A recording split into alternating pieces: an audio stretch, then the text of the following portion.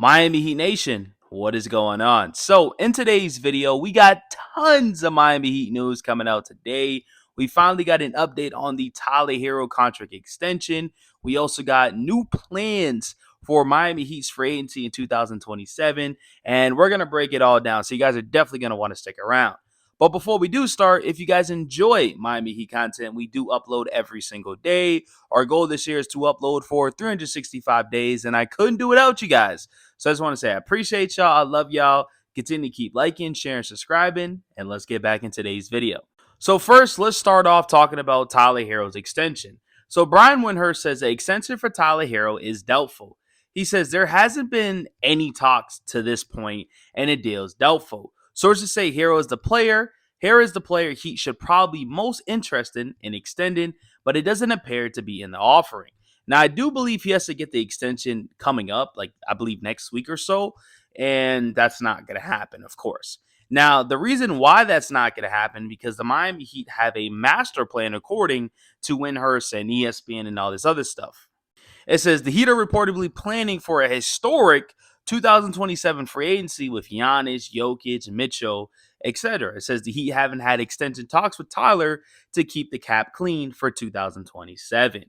Now, I don't know what to believe because I'm going to be honest with you. Brian Windhurst isn't really reliable as people think. He just says stuff like a lot of these ESPN analysts do.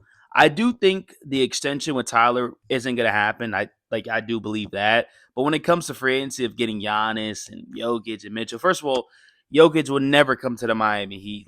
That would never happen, right? Giannis is somewhat realistic because he's dealing with the stuff in Milwaukee and stuff. And Donovan Mitchell, like we had our opportunity, it just didn't happen. I see him staying in Cleveland where they have a chance to win his championship. It's really just simple as that. So why would he come to Miami to join a worse team? Doesn't make much sense.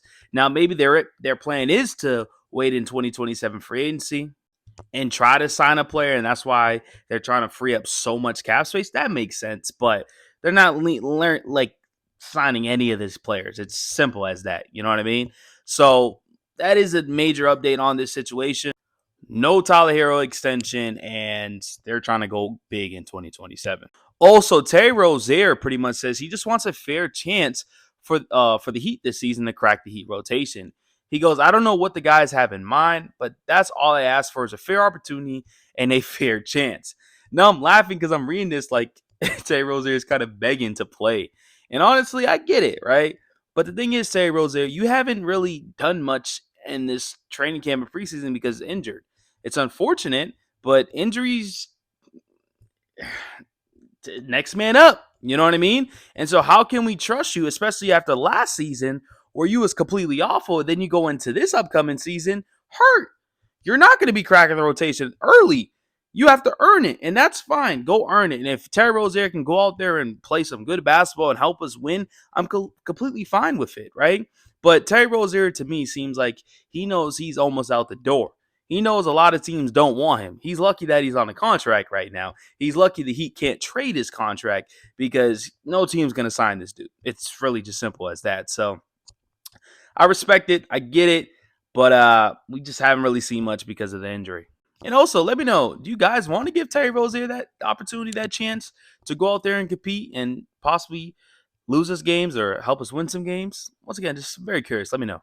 And then lastly, which is very, very interesting, Jovic on Spo's belief in Kel'el Ware. He goes, Spo really trusts and believes in Kel'el's potential. It'd be kind of dumb not to use it. It's obvious how good he can be, and they want to make sure he becomes the best he can be. And so I talked about this before. I feel like Spo is very hard on Kel'el Ware. I feel like he publicly always calling him out and doesn't really call it other Heat players. And I think it's because of this. Like, they believe in him. They feel like he has the most potential in the world. Like, he wants him to be great. So they're going to continue to keep pushing him. And hopefully this helps and it works for Kel'el Ware and he does become the player that they all think he's going to be. But it is interesting hearing it from Jovic, a player that is competing for a starting lineup and probably won that spot. So once again, let me know in the comment sections, what do you guys think about today's video of the Tyler Herro contract extension, the new master plan for 2027, Terry Rozier begging to play this season, and Jovic speaking on Kel'el Ware. If you guys did enjoy, please continue to keep liking, sharing, subscribing. I appreciate you guys so much. You guys absolutely mean the world to me. and I'm out.